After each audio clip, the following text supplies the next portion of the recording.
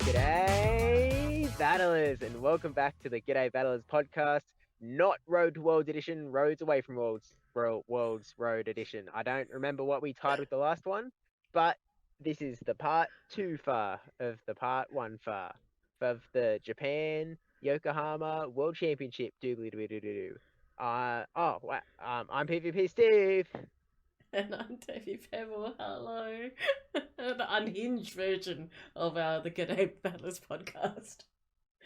Yeah, the no guest sort of cats away, mice will play sort of version. Even though we've set up this space in the first place, so I'm not really sure how that's worked out, but here we are anyway. Yeah. Let's roll with it. So recap of last podcast. We talked about our Japan trip. We got to Go Fest. We did our little trek from Osaka to Tokyo. And now we're going to head into Worlds. And we're actually going to start with Thursday. Now, Thursday was the day of registration. So this is where all the competitors, all the spectators, were all lining up at, I believe it was 5 o'clock, towards the Pacifico to get their passes, to log in their registrations, and to pick up their goodies, I suppose, their competitor bags and other good things that they get. We've got a lot to talk about on this Thursday. Steve, if you want to kick it off. Me? What do you mean? You! Oh, I mean, we were still in Tokyo, right? So we had to sort of make the move to Yokohama, but Yeah. we so we started off the day. I think we headed straight to Shibuya, check out the famous Shibuya crossing, where we got to see on the big screens at Shibuya Crossing, the little animated short that they made for the Pokemon World Championships, and we just watched it again and again and again, and eventually we got a selfie with us and the Goldengo, the Pokemon Go PvP legend Goldengo, uh, which basically accomplishment of the morning, right? Like, what was the point of the rest of the day? We already won. Exactly right. Like Gold Go, just my 999 coins just for that thing there. No, but yeah, no, it's just I still laugh at it because it's ridiculous. Why is there a Goldengo in this video for Pokemon Go? But again, who knows? Who knows what it will become in the future next year or this? Well, now it's this season, isn't it? I mean, the move update hasn't come across yet at this point in time, but yeah, maybe we'll see something for Goldengo. But yeah, we went to Shibuya Crossing. I got to see my favorite statue, which is the dog statue at Shibuya Crossing. So like, I took a photo again of the good dog, and yeah, we had a bit of a walk around. We headed into the Pokemon Center, which was just behind. It wasn't too far of a walk from Shibuya Crossing, and it was right next to the Nintendo store as well. And that was pretty cool. It had the big Mewtwo capsule statue, the one where it's like in its. I was going to say incubated. Is that the right word here? Is that what I'm going for? Maybe like I can't think of a better word. It's like a test tube sort of vibe, but maybe incubator. Yeah. I mean, if the law goes right, it was from the DNA from Mew to make Mewtwo, so it is a science lab. So test tube incubator. Let's roll with that. But yeah, that was at the Shibuya Pokemon Center, and obviously a lot more Pokemon things in there as well. But I think both of us were a little bit broke after the World Store, so yeah. it was a bit of window shopping at that point. Look, I think I was pretty Pokemon merched out. There was no need to go buying up anymore. I think it was we can just see the sights and then get out of there as soon as possible with our wallets intact. For now. Uh, until later for Steve. And then yeah, we headed our way to Yokohama. And as previously mentioned, it takes about 40 minutes to an hour to get to Yokohama, but this was a bit of a train ride this time round, Steve. Yeah, so we had our sights set on when we were intending to get to Yokohama. We may have taken a few wrong turns, a few wrong trains, a few wrong directions, a few wrong transfers. It was, as Debbie was sort of saying through the trip, it's sort of a rite of passage to make one public transport faux pas uh, over your time in Japan. And that was certainly the magnum opus of our faux paring on public transport. We got to Yokohama eventually, though, so we had time. We didn't need to be in a rush. We were just going to go sort of straight to the hotel in Yokohama to check in, and we sort of like I mean, originally we were going to get there before check-in time, and we were going to have to leave our bags. And thanks to some significant delays, uh, we actually made it there after check-in. So it actually, in some ways, worked out okay, Debbie. Look, if it was going to be any day we were going to mess up on on train lines, that day was the best day for it because we did have some wiggle room. And lessons learned to not refresh Google Maps when you're in the train station. I learned to screenshot the itinerary towards the train. Also learnt that when you are taking the train, if the train station doesn't come up on the ticket machine, you're at the wrong booth. There was a few yen spent here and there that was never used for a train, but you know, again, lessons to be learnt about Japan. Yeah, look, some of those lessons we probably should have learned a little bit earlier, but we got there in the end, I guess. We did, and so we finally got to our hotel, dropped off our bags, and just really just was getting ready for registrations. So we knew that all the competitors would be down there, and before we even got there, we started seeing messages from other friends and saying things along the lines of like, "Where are you in the line? How long is this line? I'm in the sun. I'm in the shade. I'm in, upstairs. I'm downstairs." And we were like, "Oh no." Yeah, it turns out when you get thousands of Pokemon folk all in one spot, all trying to get their spectator passes and competitor passes to get into the World Championships, you form quite a bit of a queue. And so we sort of made our way down there and we did a bit of a walk of the line just in case we could sort of see anyone. We walked for a very long time to go through that line. And we ended up seeing Paul Asher was in line. We actually didn't see a lot of the people in line that we knew were in line. Like I'd seen a photo a little bit earlier of like DeFi in line, and somehow we missed her. I'm not entirely sure how. I guess there was sort of a part where there was like a massive, just sort of like a snake back and forth, back and forth, back and forth, just this block of humans. And so, Mm. there may have been some familiar faces in there, but it was significant to say the least. And I mean, it ended up like people were sort of suggesting that they'd been in line for maybe like 2 hours, all said and done. But let me tell you, Caleb Peng, we, we saw Caleb, coming through the line, coming through to get his competitor swag. And I was like, oh, Caleb, like, how long's the line been for you? After like sort of everyone else had been saying like 2 hours. And he was like, oh, it's only like 15 minutes or something. It's like, oh, so you just pushed in. And I don't know if the man was just, I think he just had to have been oblivious. He had to have pushed in somewhere because there is no way he was in that line for 15 minutes. I I don't know if it's this play Pokemon caster privilege or what, but something's going on there. Are we really calling out Caleb in this? We're starting a podcast beef. Is that what we're going for? It's like This is. heck you, Battle Cats. Oh no! Oh. You. You are like you can't even spell cats right. Ah, Oh no, this is how it starts. yeah.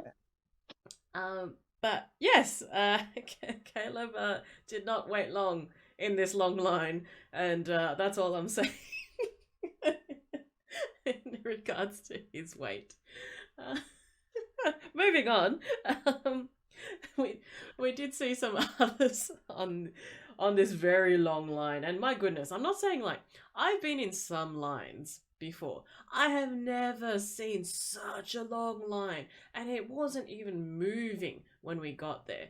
So I can't imagine how tired and dehydrated people were if they were in the sun as well, because it was still, I'm going to say like 33 degrees and humid at this point, and it's 5 p.m., so you would think it'd be a little bit cooler. No, it's still hot. And if you haven't figured it out, this whole entire podcast in regards to Japan, it was hot.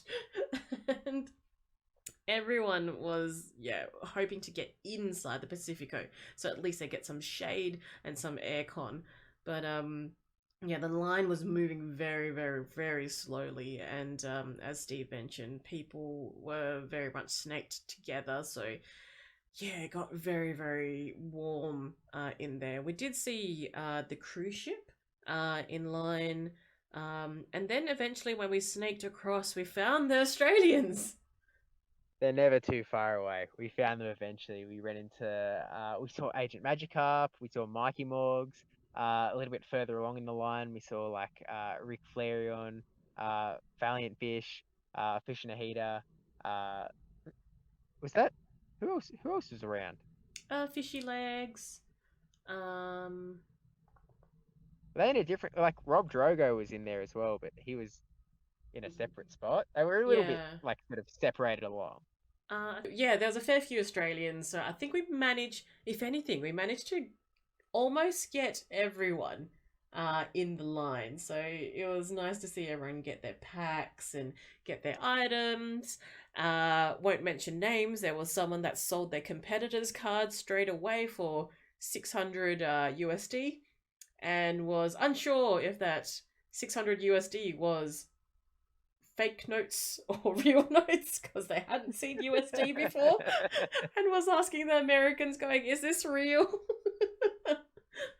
And now is kicking himself because it's worth a lot more than that now.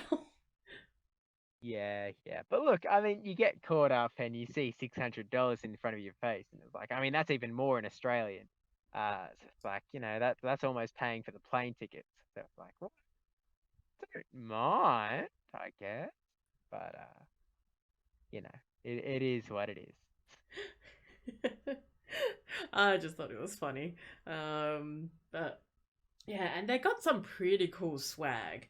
I have a recording of Caleb going through his items, and yeah, I believe they've got the blue backpack. So the one that Mm. was sold at the World Store was black, but the competitor's one is a what would you call it? A navy blue, and Yeah, it was jam packed full of things. There was pretty much all the Yokohama set of items. So you've got your cap. There was, I think there was just a lot of things in there. I can't even think of what's in there, but I remember distinctively there was a bowl, and mm. as we were walking out, later there was someone that dropped the bowl. I don't know if you remember that, Steve, or if you were there. Oh yeah. It just like you could just see, you just heard this like smash on the ground, and then you look, and the guy's just standing there, and the bowl is just on the ground underneath him with like the bag that it was in, and he's just like quickly sort of picking up, and it's like, oh, I yeah, I think it might have been a bit too late, buddy. This has not gone well for you. I'm sorry, but Hopefully that was not an omen for his, like, before he started play the next day.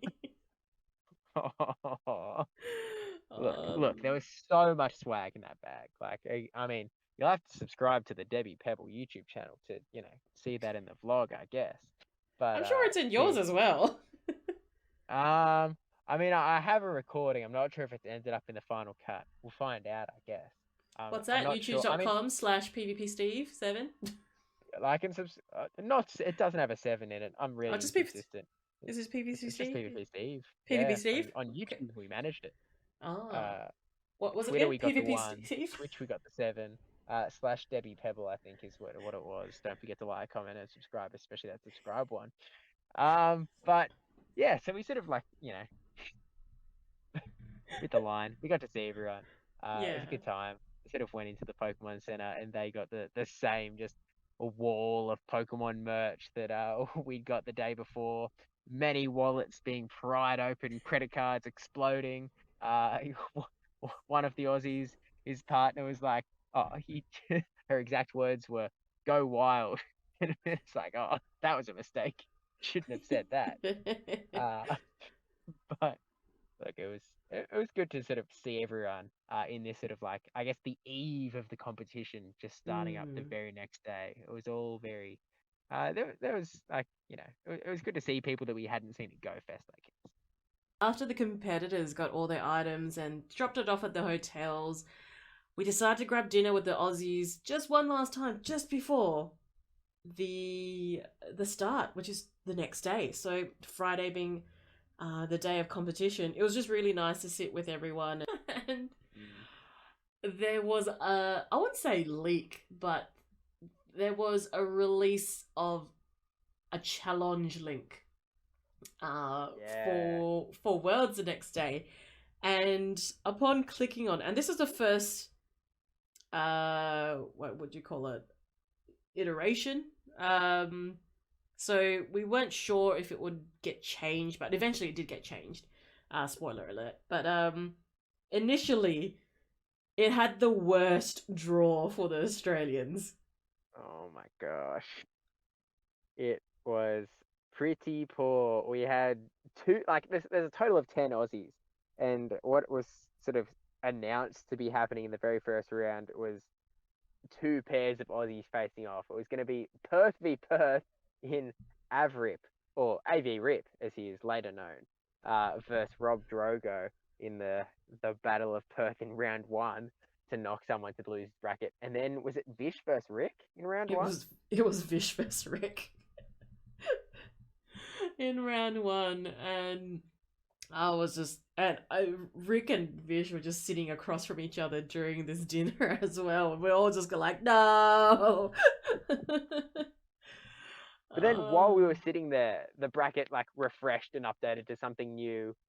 Um, and then it changed again a few times through the night. And the final bracket ended up being one that wasn't generated until like just before the tournament actually started. So anyone who was doing sort of like uh, specific prep to target specific opponents, uh, all out the window. That was sort of not worth their time unless they happened to sort of run into them later, which I think for some battlers it did happen. But broadly speaking, it sort of was okay to ignore it. Which shout out to Mikey Morgs because he was very much on the ball game of this bracket will change. The numbers don't make sense how they are. They have to refresh it. So I'm not even going to bother. And it's like, yep, well done. yeah, Mikey was definitely on it with that one. And I think looking at the distribution from Group A to Group D, that the Australians were spread across quite evenly. So I think in each bracket there was maybe one or two, or maybe refresh that, two or three in each bracket. So it ended up being okay. Like no one, it wasn't like Aussie versus like Australia versus Australia, like blood, like any violence in the beginning, but eventually, as we find out later, there was a couple. But at least it wasn't round one. Yeah, yeah. We at least got a bit of a wait before we had to see any Aussies sort of knocking each other out, which was good. But yeah, that was sort of like just a nice dinner, and saw some of the Americans coming through as well, like Rise and House Stark, Robin Sparkles, Magic Masons, Frag and Wagon sort of all came out for dinner as well. So it was nice to sort of they were at another table, but good to see them as well. But then it was sort of like I guess it was bedtime before waking up for day one of the World Championships. Again, both of our first World Championships, because neither of us were in London. So it was sort of unknown what the vibe was going to be like. We sort of trudged down pretty early because we wanted to sort of be there for the whole thing. And I mean, I don't know if we really mentioned it, but the Pacifico itself, very decked out with Pokemon stuff. But as we walked in for this day one of the World Championships, lining the door was just these rows of the staff in their red shirts, all just like cheering and clapping as like everyone sort of walked in the door. And it was like, maybe the competitors, deserve the cheers and applause. I guess we maybe deserve the cheers and applause for getting up early and rocking in. So well done us. Um, but it was a really interesting experience, and like we got to see some of the people that we know that are sort of staffing the event, like Need for Speedy was there, and Mel, and I think King was in there as well, like yes, Nexus, like all of these guys are like all along the two staff rows as well. I felt like I didn't realize we could sort of stop, so I just like kept moving throughout. You sort of stopped and got a few more hugs and highs in than I did. I didn't think we were allowed. Yeah, I didn't expect that going in. I could hear clapping, but I didn't know. I thought they were maybe clapping on stage or something like that. And I was going through and like, oh, they're clapping and congratulating and like high fiving like the competitors going in. I'm like, and there's Steve and I being like, ooh. Hey. Hi, friends. Um, and I think it might just look. It might not be true, but I'm pretty sure that the music in the background was like one of the Pokemon themes as well.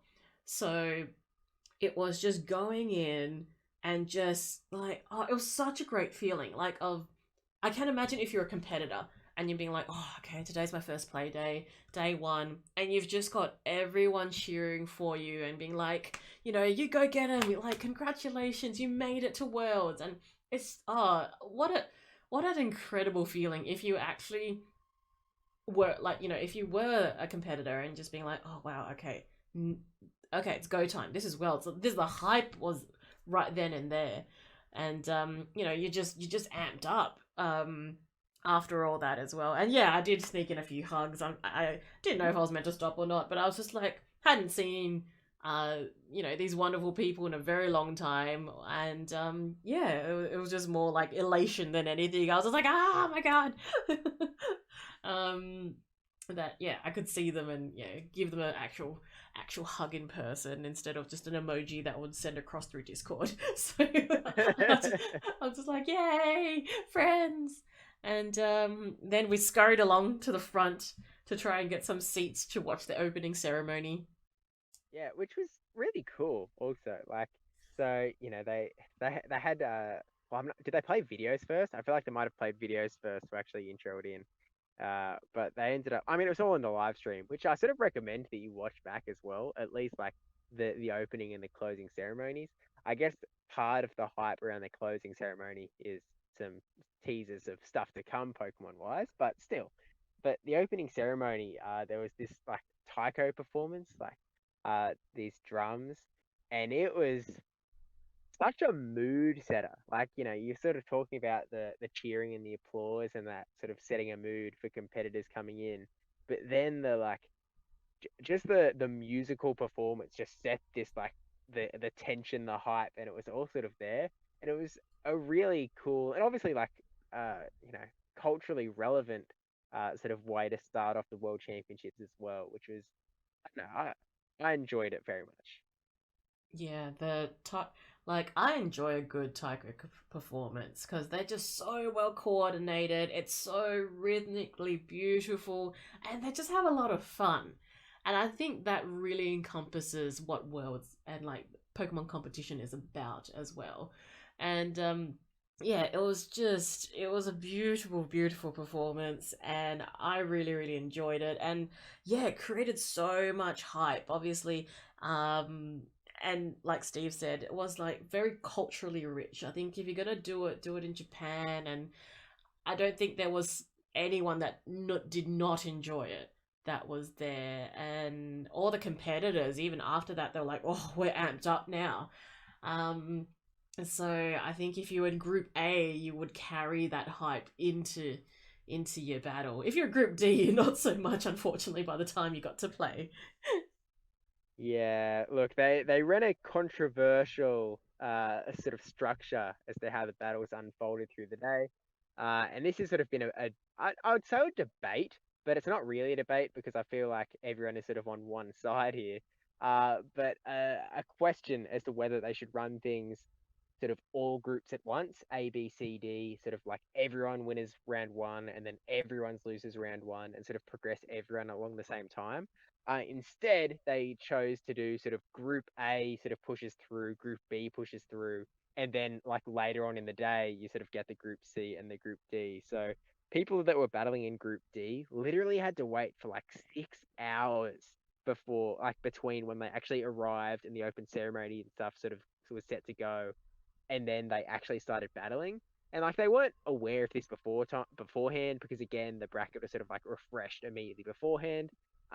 It's a little bit questionable. I, as the person sitting in the armchair out the back, I would sort of feel like it would make more sense to me to run things a bit more streamlined so that everyone is getting similar breaks throughout the day and no one's just sort of sitting there just waiting to battle for 6 hours.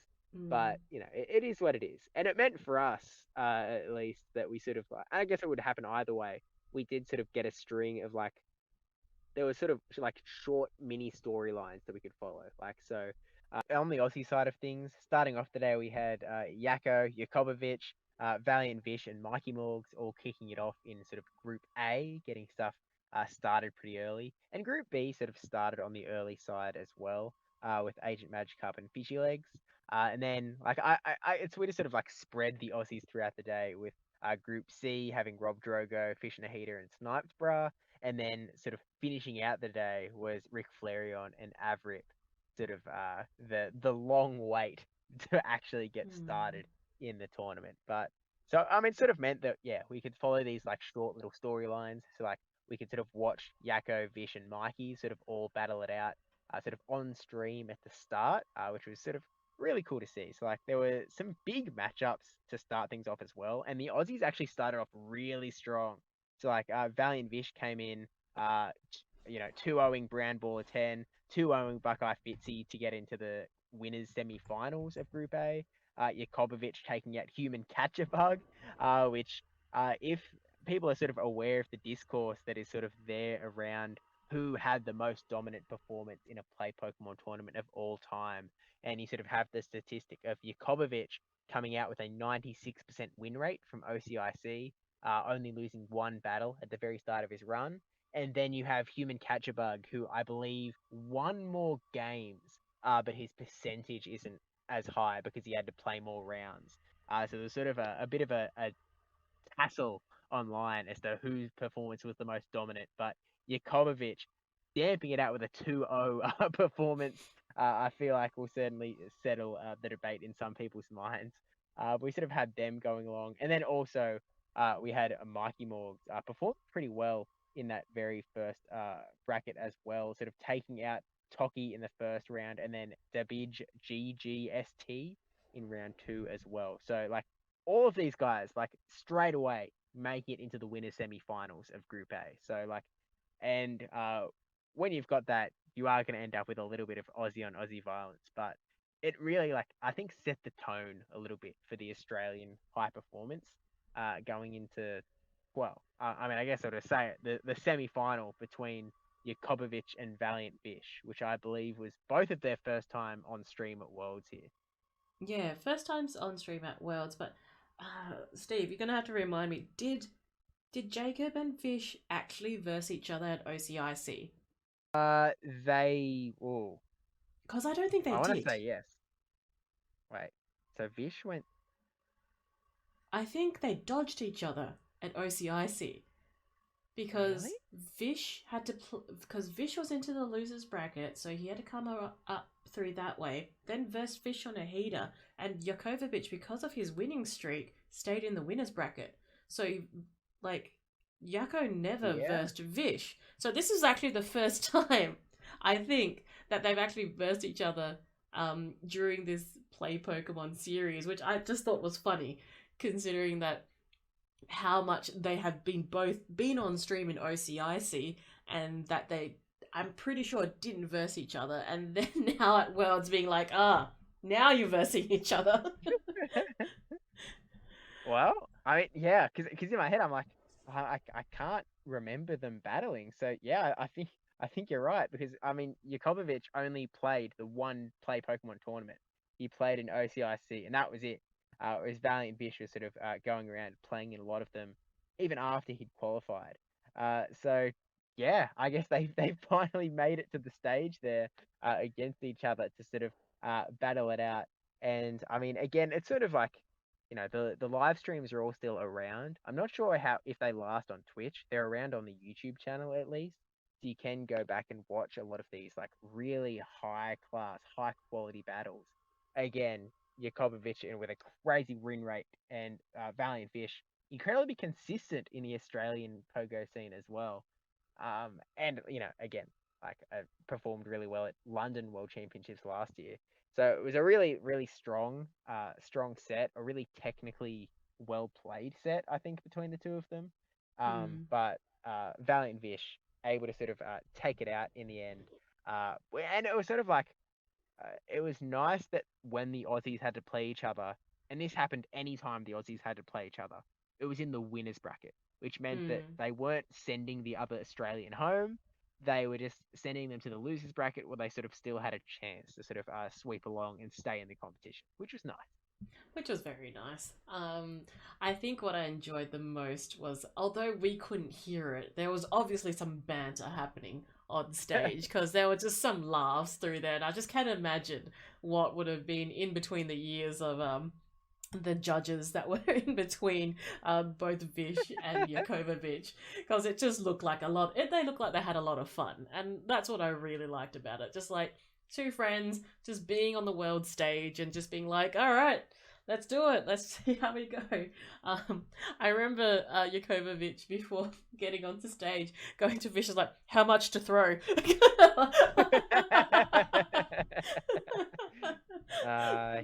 Yeah. I think a little bit outside of the piggy bank on that one. Bish was determined to get that victory. But you're right. That is truly like one of the highlights of that match in particular as well. It was so much fun just watching the two of them sort of like, have that little bit of a bounce back and forth. I think Jakobovic might be a bit on the guilty side as far as causing some of those well, causing some laughs.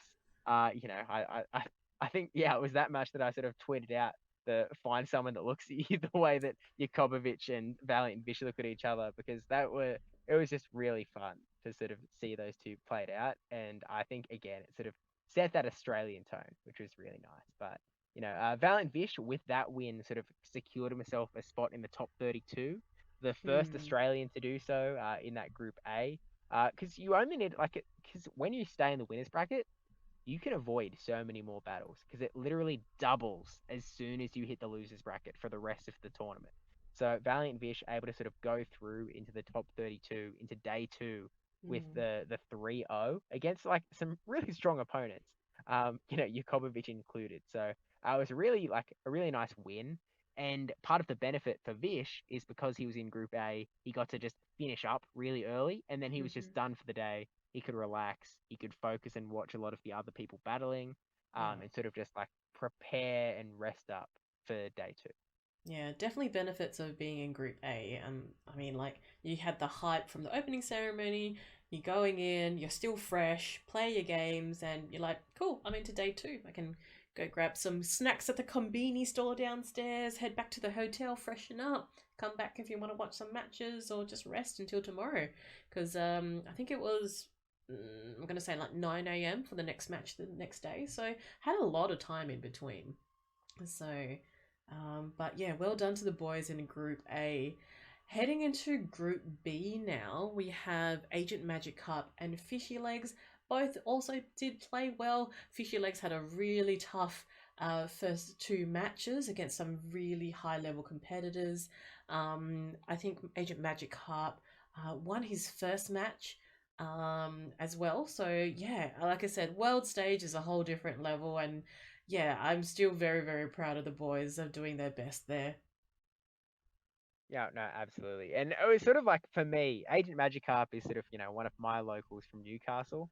And I sort of look at these world's competitors and I go, like, everyone here is so good, so talented. And then like it sort of grounds it when I'm like, oh, Agent Magikarp is here. What's this guy doing here? We were just like, battling in our local RSL club. Like, well, I mean, it was some years ago now, I guess, sort of pre COVID, but in the sort of 2019 Silverina days.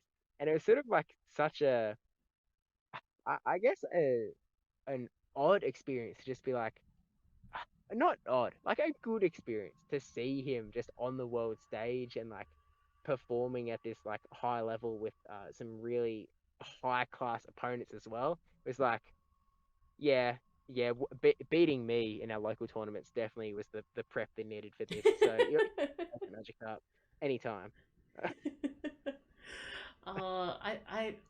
I just think that we've come a long way, haven't we? Like from our I, did, I wanted to say our little dirty self tournaments, but I shouldn't say that. But Oh, like, but as in, we have like all those like I'm going to call it self, not grassroots, but all those self tournaments that we just arrange really quickly, going, oh, we need more numbers. Come on, get involved. Get your friends involved. Get your mum, get your grandma involved. Like just all the way to now to worlds, and it it was really almost mind-boggling when I was there and just being like, wow, like I can't believe how far we've come in this really a small period of time. And yeah. it was a joy. It was a joy to see all these Aussie battlers like be able to, just represent us on the world stage. No, absolutely. It was such I mean, it's so different also to last year to physically being there. So obviously, we saw a couple of the Aussies compete in last year's World Championships in London, but we were just watching their stream. And it's such a different vibe to just sort of being there, being with the competitors, sort of being able to talk between rounds, talk about how they're feeling. I just be in that vibe of just all of the Aussies hanging together. Like it's sort of unmatched in Mm. any other realm of Pokemon Go PvP. And potentially it's something that's like a little bit uh like potentially unique to the Australian scene in that it was just this tight little collective that was sort of stayed together for a lot of the world championships, like through the weekend. I know like people like Stadium Elite, which Valiant Fish is a part of, sort of like Mm. were together, but they were all sort of like spread around. The Aussies were just a very tight knit bunch, and it was really nice to sort of be around that vibe. I truly enjoyed it, and I feel like uh, it made the World Championships weekend what it was. I think just being able to sort of be around that, I yeah, I really appreciate it. Yeah, I think with worlds in particular that if you're a competitor, you get two spectator passes. Now, most competitors would probably, you know, bring their spouse, bring a loved one, like their mum, their family member, something like that. But it's a limited amount of people that you can bring in. So I think it's almost like this little Aussie family that we have that we were basically cheering every single Australian on, but also when they were versing each other, we were cheering both of them on at the same time. And I really liked the camaraderie, and also it's so I feel like it's so Australian as well, but like leaving no man behind. We were all there until the last player played. So yeah, it was really special, and I think really made like the Japan experience so much more than just Worlds, if that makes sense. It was just like I think it really solidified the community, and yeah, I just I'm just looking forward to future events. Like it was such a nice feeling, and it was just yeah, I can't wait. I can't wait for the next one. Yeah, I know. Okay, well, I think we're getting a little bit ahead of ourselves, Debbie. We've sort of got lost in the sauce here. We've literally only talked about two groups on Okay, day okay, one. okay. Group C. Um, Let's go on to Group um, C. Yeah, so going into Group C, we had Snipebra and Rob Drogo. Both sort of coming in with some slightly different teams. Rob Drogo starting off really strong, taking out Elite in round number one. Now, sort of for those that aren't aware, well, I guess there's two things to be aware of here. The first thing Yep. to be aware of is that Elite famously defeated Caleb Peng up in I in the vlog I said the wrong regional, and now I feel like I'm preparing myself to say the wrong regional again. But I feel like it was in Fresno where Elite, sorry, was able to sort of quite dominantly defeat Caleb. Sort of Caleb not being able to have an answer to the Alolan Sand Slash that Elite was packing. Now Caleb Peng, being an Abastidon user, brings us to the second thing to know in that Rob Drogo was the only other competitor in the world to qualify for the World Championships using Bastiodon. And he did bring Bastiodon again to the World Championships and was able to take out Elite 2-1. So sort of the ultimate Bastiodon user getting the revenge on Elite, which I thought was quite entertaining personally. But also, going ahead and taking out his second round opponent, BJ Pawat, who was actually the person who took out Sniped Bra in round one. So the sort of like Rob Drogo getting the instant revenge. Rob Drogo pushing through to the semi-finals, where unfortunately he did lose to Chiodo, pushing him down into the losers bracket.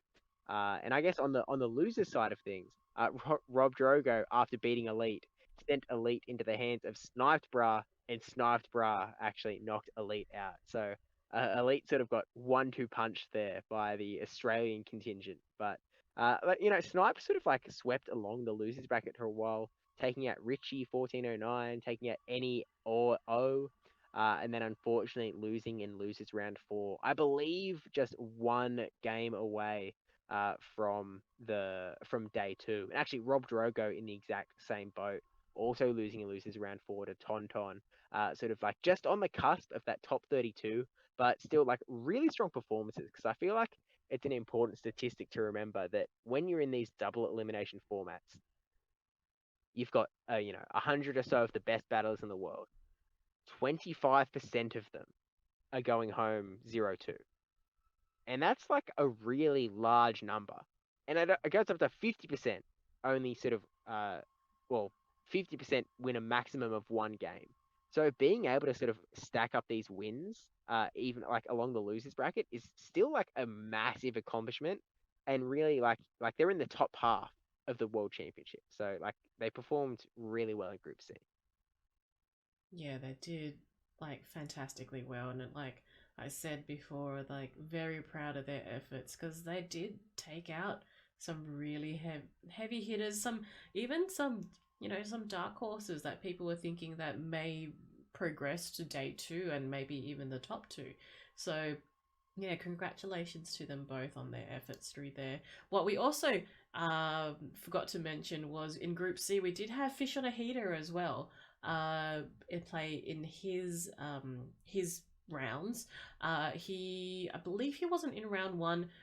Then was into round Ah, two, and then versing his two opponents, unfortunately being knocked out in one of those, like you said, in that 25% of people will be pretty much eliminated straight away. And it's just how the cards fall, what Pokemon you bring out, and it's just how it is. And I feel like after day one, there's going to be a lot of people disappointed. And you know what? You've come all the way to Worlds to compete at the highest level, and sometimes it just isn't your day. But like I said before, very proud of everyone that played to the best they could on the day. yeah, and to Fisher's credit, he also played it really close because both of his two losses were 2-1 losses.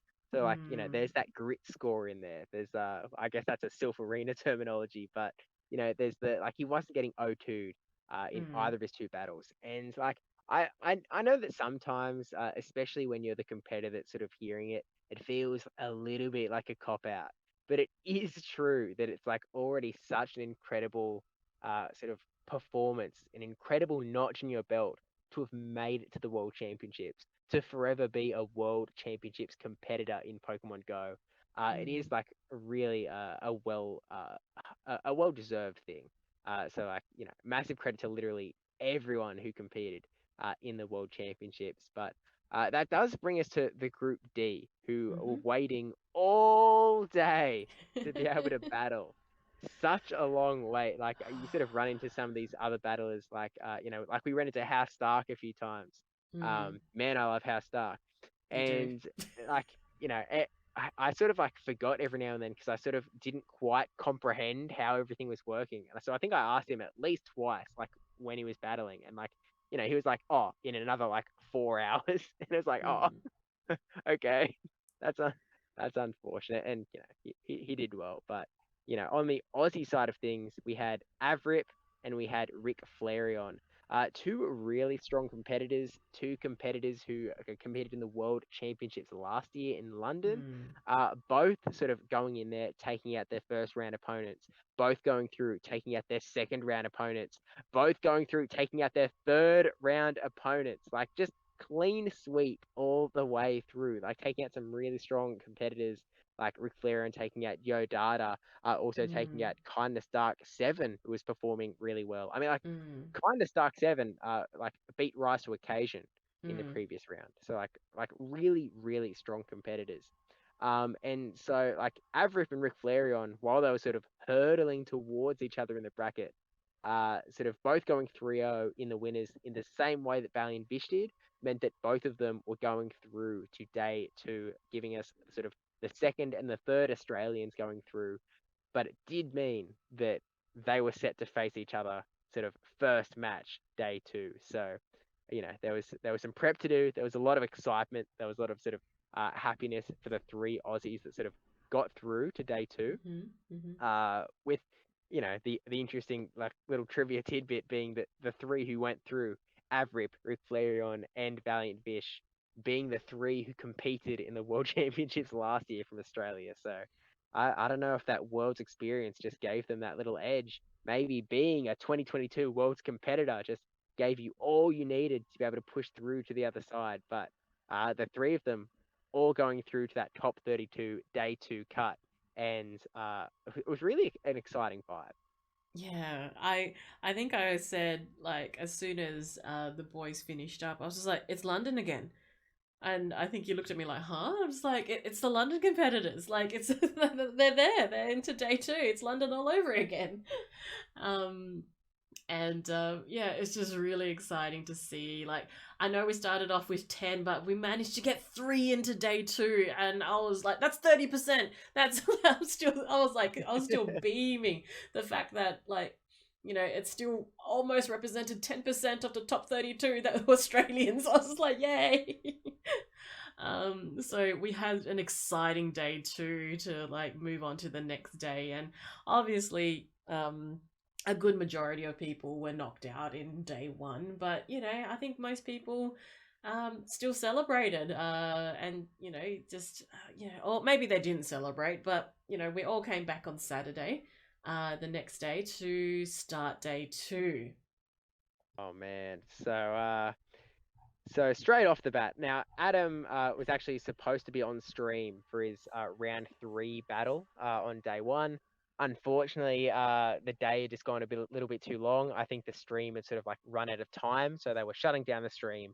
And unfortunately, I feel like they missed Adam's battle by literally one single battle. So, and Adam's been long awaiting his stream debut, competing in Worlds last year, didn't get on stream. OCIC didn't get on stream. World Championships in Yokohama, he literally like won three in a row. But he just didn't get on stream on that day one. But there was sort of like a soft guarantee, like, okay, I'm in the winners bracket. I'm 3-0. I'm going to day two. There's a pretty good chance here that we get on stream. And Is they, 9 o'clock hit. It's the start of day two. It's time to start battling. Uh, Rick Flairion's arrived, ready to stream, ready to battle Avrip on stream. Where's Adam? Adam is not here. Where is he? Has anyone got a message from him? It's 9 o'clock. Adam needs to be. They're getting them to be ready to go on stream now. Where is he? And he was nowhere, Debbie. uh, it was so stressful for me. Um, because I know Adam pretty well. Adam is also from Perth. Adam Avrip, AV Rip, whatever you want to call him, and my goodness, my stress levels were like so high. I was like messaging him, like I'm just like, it's just I was trying to refrain from going nuts, and it was just where dot r dot u, and he was just like, I'm running towards the gate. And I found out later that Adam's accommodation was in between Tokyo and Yokohama. So it wasn't even within like a, 15-minute walking distance like everyone else's accommodation was. It was a 40-minute train ride away. And they ordered a taxi, and the taxi that they ordered didn't arrive. So they had to wait 20 minutes later for the next taxi to arrive.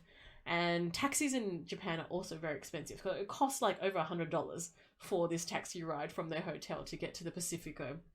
And I think it was very lucky that Adam was versing Ric Flairion, because if it was any other competitor, they'd be like, look, he didn't show up. It's a guaranteed win for me, or first game loss at least. Rick, being the very good sport, was just told the judge, going, "Yeah, he's coming. Yeah, I'm happy to wait." But like I said, anyone else would have just reaped that lateness and been like, "He's not here according to the rules. He's not here. Therefore, this is what should be adjudicated."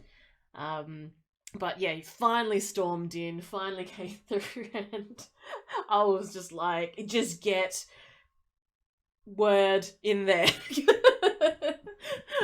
And yeah, then they whisked him and Rick away to the backstage to get them ready for stream. Yeah, I think they might have had to do like a slight reordering of the stream order just to make sure that it was sort of all hunky dory. And like it sort of would suck for someone to sort of be starting to get losses in the World Championships at top 32. But let's just be grateful that Adam did get there in time. Finally able to get through, and it was like a really good battle as well. Like again, these are two really strong battlers. They literally competed in back-to-back world championships. They've competed in every Pokemon Go Play Pokemon World Championship that there's ever been. So like these are two really really strong competitors, and they played it really well. Mm. Um, uh, and Avrip was able to take it out with a sort of relatively clean 2-0. He played pretty well. I think I sort of remember them talking afterwards, and Adam said at some point he just sort of made a sort of he guessed when to catch, and he caught, and this is going to sound strange, but he caught an ice punch onto his Altaria from an Alolan Sandslash. And Mm. so Rick Flareon needed to do essentially like a really nice undercharge to hit the perfect amount of damage on the Altaria so that he can still Shadow Claw down and have enough energy to throw onto the Pokemon in the back. Rick Flareon, unfortunately for him, went for a full undercharge. He didn't hit any bubbles, and it didn't do nearly enough damage to that Altaria. And Avrip was sort of able to get to a Sky Attack to sort of finish off the job. But it was really really just fun games to watch, Mm. and really just I mean look, Adam was happy because that was his first on stream appearance. Mm-hmm. Caleb and Butters were commentating, and I think Caleb mentioned something like immediately after, like he's been waiting for his moment to be on stream, and and he's finally sort of done it, and he's done himself proud, and he's like, Mm. come through getting that first on stream win. So look, Adam was definitely pretty happy with himself, to say the least. Yeah, and plus, remember, as we said before, it was a winners round battle, so it didn't mean that Adam was kicking Rick into, back to Australia. It just meant that he was just in the losers round in the next round. Yeah, and Rick actually did end up winning his next losers round against John Yoa as well. So like he was sort of like still pushing through after the loss as well. On the other, so I was actually a back-to-back Aussie special on stream. So we had Averitt versus Rick, and then we had a Valiant Vish, our sort of our Group A top 32 competitor, sort of pushing through from the early day. Now his first opponent coming back to day two was Elche, Elche, as they were sort of being referred to on stream. Now, Hmm. Elche, outside of the Australians, obviously, Elche was one of my favorite competitors from the entire World Championships because as they registered their team, they had a little bit of an oopsie daisies and they sort of registered an ineligible mon, basically. Hmm. Sort of just had the wrong moves. They registered it incorrectly. Hmm. And so the judges sort of came up to him and said, okay, you have two options. Option one, you can change your team and we'll give you a round one loss. So, he would have a full team of six, but he wouldn't be able to lose a single round. Or option two, he could go into the world championships with five Pokemon. A bit go in with a handicap, but he wouldn't have to take a round loss. And he went, well, we're going in with five. Now it's not like he built a team of five that was like, he wasn't told you have to build a team of five, do what you can, and he built it from there. He built a team of six that all covered each other, and Hmm. he just went, well, I guess I've just accidentally lost one. Let's go with this five. And he was performing really well. Like, he'd gone 3-0. He's going through into the top 32. Like, he took out some really strong battlers. Like he took out Bosox Guy 7 on day one from North America. So, like, he was performing really well. And so, Valiant Vish versus Elche was definitely a match that I was pretty excited to see. Because it was, look, Valiant Vish is one of the most technically sound players sort of that I've ever watched battling. His battles at OCIC were really just like mind blowing to me at the time because he just has this ability to sort of understand what the opponent's most likely to do. He sort of has an understanding of like it makes the most sense for my opponent to throw a blast burn here, so I'm expecting the blast burn, so I'm gonna shield. And he's like way more often than not correct. So like he's really really strong at that. Um, and Elche, a little bit of an unknown element with the five Pokemon performing really well. And I think I'm just naturally building suspense in because I guess I've done too many live streams where the results known beforehand, but it's private. But Valiant Vish, unfortunately, did end up losing 2-1 to Elche. I think that Vish took out game one and then lost games two and three.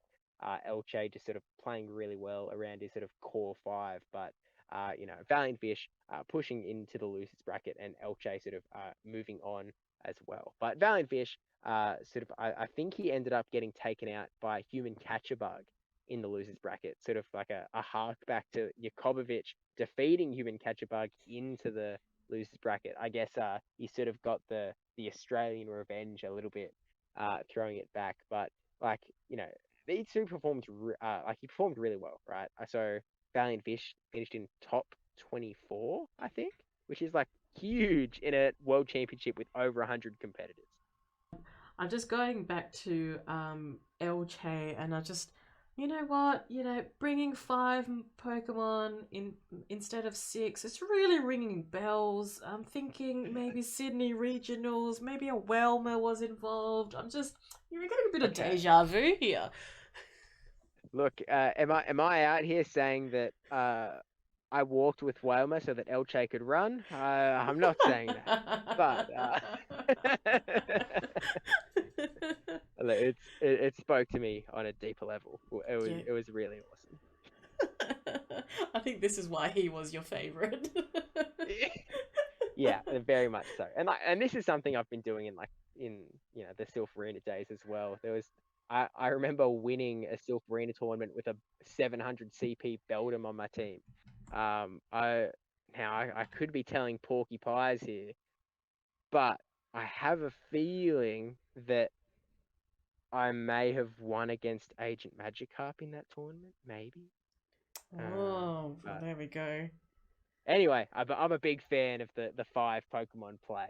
But yeah, so Elche definitely has a place in my heart, regardless, even though he took out, Aussie legend Valiant Fish. I think what I'm hearing here is watch out 2024 season, Steve's coming. Well, if he can do it for 5-5, then well, we can give it a go. But yeah, so I guess Rick Flareon, because Mm, I know like Rick Flareon ended up pushing through into, I think, well, they split the bracket, so it wasn't like losers round six necessarily. They sort of brought everyone back together into a top, I think it's top 16. Rick Flareon unfortunately losing to Tonton, finishing up in top 16, which I'm pretty sure he tweeted out that it meant that he was sort of top 16 in both world championships, which is absolutely incredible. Like, mm, such an amazing performance to be able to be that consistently strong. And I mean, that goes for like all of the Aussie, like all three of the Aussies going through to day two after also doing well in Worlds last year. But this is sort of where the controversy starts a oh little bit. boy. Oh boy. All right, we're gonna. Avrip versus Wadaj. Uh, okay, we're gonna get into it. All right. So Averitt versus Wadaj, and like Wadaj is well known as a fantastic player. This prodigy that's coming through. He's really like in people's top three or like top two in the world's if I had like bets on, he was probably like in a good chunk of people's bets, being like, yeah, definitely we'll see Wadaj in the top two. So I think Adam going into the battle already was like, "Oh, I'm against Woodage next." I'm like, "Good luck, you can do it." And he just gave this a little bit like, "Oh, okay, like I'll try my best" kind of look. Um, and I still strongly believed Adam's a very very strong player. He's not there for no reason. And both of them went on stage and come to round the first battle. So round, I was going to say round one, battle one went to Adam's favor. So Adam played really well. So at this point, Adam was up by one. Come to the second battle. Uh, now Adam didn't do so well in this one, so it did go Wadaja's way. But there was this beautiful, and I say beautiful, BM or bad manners, I suppose, from Adam of this undercharge earthquake that went into Wadaja's Altaria. that did absolutely no damage, and it got a chuckle out of Wadaj as well. It was to a point where Adam couldn't win that match, so he thought, why not do something a little bit theatrical on the world stage, and yeah, just did this comical undercharge, which I'm pretty sure when the casters saw it, I could hear Speediest Chief just chuckling in the back when he saw it because he knew what that meant. He just knew going, okay, yeah, he's just like giving up there and uh, uh Steve, if you want to go on what Gabby said about that one. Yeah, Gabby remarked that that it was a sign of respect, in the sense that he was acknowledging that the game had been lost. Uh, Adam definitely meant no respect when throwing that earthquake on that Altaria, but it is what it is. It was a good watch all the same, and Wadaj definitely took it in good spirits. Yeah. But it did mean that it sort of set the stage to a 1-1, one game to win it all and push through into, I think, guaranteed top eight, sort of if they won this next battle. Yeah. And this is where the controversy starts. So the long and short of it is that Wadaj gets to start battling a little bit earlier, and he gets a couple of counters in before Adam starts doing his Dragon Breaths. Metacham Mm-hmm. into Altaria. And Mm-hmm. Adam doesn't see this on his screen. It happens all behind closed doors. Wadaz just secretly has done a little bit more damage to his Altaria and has a little bit more energy. And so we get to this point that Metacham throws the Ice Punch. And he doesn't throw it straight away. I think he goes a little bit over. And Adam sort of like is a little confused. He's like, he's like, I think that there's been like, maybe a little bit of lag. Maybe it was just like one turn lag. Maybe he's got one move, a little bit unclear. Because again, it didn't show up on his screen. So Adam's not aware of this. And the game plays out. Adam ends up swapping out of the Altaria versus Medicham matchup because he's like, this isn't going in my favor. And he ends up losing the battle. So 2-1, they shake hands, they go off stage, and then everyone sort of crowds around Adam and is sort of asking, like, oh, what happened? Why wasn't that a rematch? And like Adam, again, he's not aware that Wadaj has been able to get so many extra counters through. I think it was four Mm. counters, like a Mm. lot of energy sort of stocked up, and it essentially it turned out that because they'd sort of like left the stage, like there's no way of disputing. Like the results locked in, it is what it is. And so there's sort of a question that's been raised from probably the worst bit of lag that had been seen at Mm. the World Championships, at least on the main stage. Mm. And there was it's a question of Adam couldn't see how much lag it was, how serious it was. Wadaj could see, the judge could see. Mm. Now, my understanding of how the judges are supposed to operate is that it's not their place to sort of step in and say there was an issue here. I think it should be a rematch. Mm. It's not Wadaj's place either. Mm. Like I think that if an opponent had sort of brought it up, they'd be seen as a good sport. Like it's sort of above and Mm. beyond, or sort of what's expected of the opponent. So like Wadaj didn't do anything wrong, Mm. and the judge didn't do anything wrong, going Mm. by my understanding of sort of the expectations of a judge. And so there's sort of a question mark of what should have happened, what should have changed, what needs to happen. And I think there's sort of two topics of conversation. The first being Adam knew that there was a little bit of lag. He didn't Mm. know how much. And Yes. there is a little bit of a social bias against people disputing. Because there have been a number of disputes in the past that have caused a lot of controversy. You're sort of seen as holding up the stream. You can be seen as like putting in these frivolous disputes. And so being the person that's disputing, especially on stream, there's sort of pressure to not do it. You Mm. don't want to be the person that's disputing. And that's sort Yeah. of one aspect of it. And so if, Adam's sitting there like, oh, it was a tiny little bit of lag, it's like, I don't need to dispute this. It's whatever. Mm. And then there's the other question of if a player literally cannot see what has occurred to them, how much lag has sort of been put against them, it feels like, in a lot of senses, and I think a lot of people in this circumstance would say that the judge should have stepped in the sense that Mm. the rules should be such that the judge should have stepped in. Agree. But Mm. it opens a sort of understandably murky area on the rule side of things where you don't want you don't want it to feel like there's an overzealous judge that's sort of telling you that you could have won when you're kind of sitting there going, oh, I don't know. So it's like it's tricky. I understand why the rules have been written the way they are. I think that it might be better if, especially in circumstances like these, that the judge might be able to sort of raise it, even just like mention it to the competitor that, you know, like ask them if they do want to dispute, um, just because it's it's a tricky spot. It is a tricky spot, and with the way that the rules are written at the moment, yeah, you're exactly right. Like, it Wadaj, like, yeah, he saw it, didn't say anything about it, and like you said, he didn't have to say anything about it. It's not his place to either.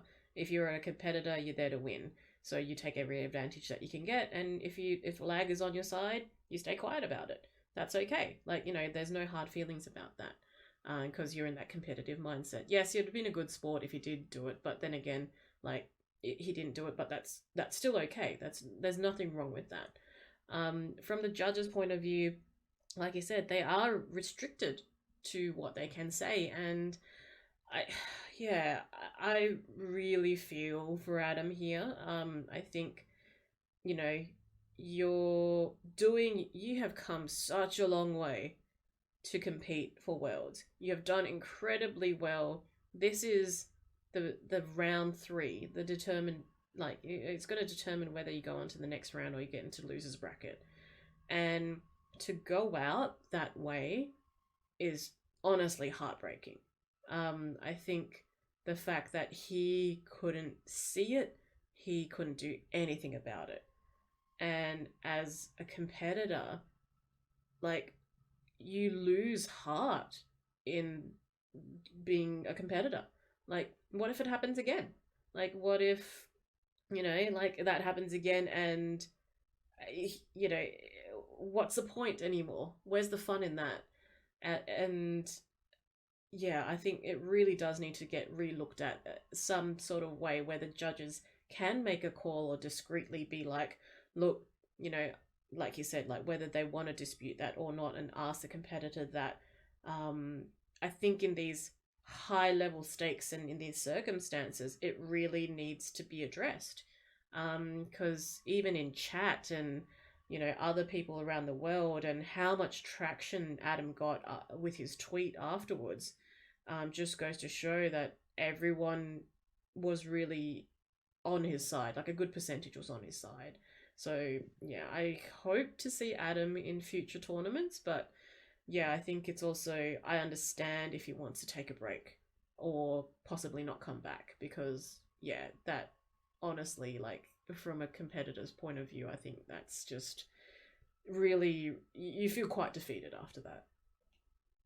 Yeah. And understandably, like it is a really tough situation, and you just start running through all sorts of what ifs, because again, it's like, we don't know how that game would have played out, right? Without all of those extra counters. And, Wadaj tends to be a sort of a self-confident battler, as many sort of, he's considered one of the best in the world, if not the best in the world by many people. And Mm. so he was sort of self-confidently walking away like, well, I feel like I probably could have won. Um, but we don't know how the game would have played out. Adam took game one, Wadaj took game two. They were going to game three, and Adam had not too bad a lead with Altaria, a flyer, into the meta champ. And so, like, oh, what if I beat Wadaj? What if I went into top eight? What if, what would have happened next? Who knows? Could I have been the world champion? It's Mm. just this like just string of unknowns and question marks, and it's it's really tough. And I don't know how you best get through it. I you know I It's a really tricky situation to be in, um, and it's not something that feels like it's easy to solve. So I sort of hope that, at least on the play Pokemon side of things, they can sort of take a look at this situation. They can take notice of it. They can acknowledge it and sort of, think about making a change for the future, Mm. because this is something that you don't see happening in the other Pokemon formats. You don't see this happening in the card game. You don't see this happening in the video game. Go is a live game. It's really active and it's really quick. The game's like started and finished within 3 minutes. It's Mm. really, really fast paced. And so there's a lot of potential for that just little bit of lag to cause devastating things. And if you just aren't set up you know, to deal with that, then it can be tricky in these like really unique circumstances where the player literally doesn't know how much of a disadvantage they've started off with. It's tricky, but we can only hope that Play Pokemon sort of takes it on board and potentially makes a change for the future. Yeah, absolutely. And like, we also have to think about the infancy of the game as well. And, we've come a long way, but we still have a long way to go.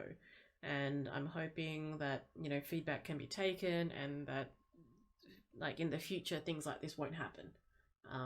But we don't know yet, and we'll see what the future holds, really. But nevertheless, proud of Adam's efforts. In the end, being in the top nine in the world is amazing. He played incredibly well. And yeah, just I think still as I call him casually when I see him, oh, hello, top Australian player. so so he can hold that title for the next year at least. No, that's true. He did incredibly well, and as did all of the Australians again. Like I guess we're sort of reaching the wrap up point of it all, but they all did so very well, and I think really sort of I think that Australia gets slept on in a lot of ways. I think that the Perth regional, where Avril qualified from, gets slept on in a lot of ways. Damn A lot of straight it people gets see slept this on, sort of Stephen. all right, fourth place, Debbie Pebble 2022. Uh, but it's the smallest regional in the world, and so it gets sort of ignored. But when you see the person qualifying from that regional, like coming through, uh, you know, hitting ninth place in the World Championships, it makes you have to give a little bit of notice. And I sort of, noticed Australia getting a bit of mention, a bit of notice on the stream as well, which is really nice to see and really carried by the Aussie boys doing so Mm, well mm. throughout the entirety of day one and then going into day two as well. It was really strong performance all round, and I'm very proud. Oh, as am I. And like I said, it was just really like they played to their best, and I couldn't be prouder of every single one of them. And the fact that a bandwagon of 10 Australians and two people from media just like just hanging around in this like a gigantic like convention center and playing, you know, Australia against the world. Felt like it at sometimes, but yeah, just incredible to see them go so far and do so well. And congratulations again to each of the competitors there. And yeah, like I mentioned earlier, and I maybe got away with it a little bit earlier, but yeah, can't wait to do it again. It's just, um, I mean, like they should still celebrate their wins here. Like it's such a big achievement, and I hope to every one of them had a good time as well. I think they did, but like it's just not to be disappointed in defeat, but like to enjoy and celebrate their wins because there's so much to be thankful for and so much to celebrate about. And of course, outside of the Aussies, I mean, congrats to two people in particular. First of all, my main man with five Pokemon, Elche, ended up coming fourth place in the World Championships, which with five Pokemon is just kind of nutto. Like it's kind of awesome. It's just a little bit cool, and I kind of like it. But of course, the big congratulations goes to its Axon taking out the World Championships, becoming the third ever Pokemon World Champion after Dancing Rob and Me Weedle from the 2022 World Championships, sort of joining the Hall of Champions with that of just like he's sort of very often referred to as the most consistent battler in Pokemon Go, and I think that is just completely accurate. He's so strong, he's so good, and I think that Pokemon Go PvP, in a lot of senses, sometimes it's reduced down to RPS. But I think just the biggest argument against that fact is just like look at its Axon's record. If it was just pure RPS, that man would not be able to get through just as many strong performances as like just top eight after top eight after top eight after top eight, like just pure consistency, and then topping it all off with that world champion title. He's had the world champion difference the whole time. So like, and it was really nice to sort of meet this Axon.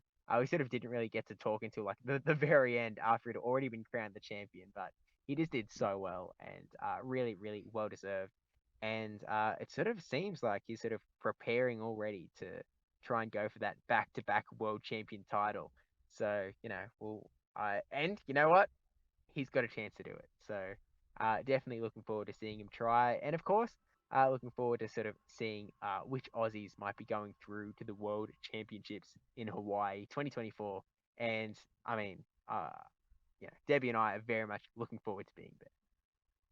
Yeah, absolutely. And congratulations to Itzackson again. I did have a quick chat with his family straight after his win, and they were so ecstatic. And I just think that, yeah, he had his whole family with him, and it's just so beautiful to see. And they were incredibly proud, and just well, I think it's just so lovely to see that support, and the whole Ghost Stadium crew went nuts as well. So yeah, it's just he, like you mentioned, the most consistent and strongest player probably out there at the moment. But he has such good support, and I think that makes such a difference as well, having that community around him. And like with other games, it's different. With like Pokemon Go, it is all about community, and the fact that everyone was there to cheer him on. I thought that was really beautiful, and yeah, just it was a nice. Almost fairy tale ending, I felt. Given his previous wins, it was just the thing that was missing on his shelf, just the world champion trophy. It was just collecting dust on his shelf, going, "Hey, I'm missing this one. Just need to fill up this spot." So yeah, I think it was a beautiful end to the Japan World Championships, and yeah, next year, Hawaii in 2024. We'll see how it all unravels. We'll see how it all goes, and yeah, we'll do our best to get there and have more fun again.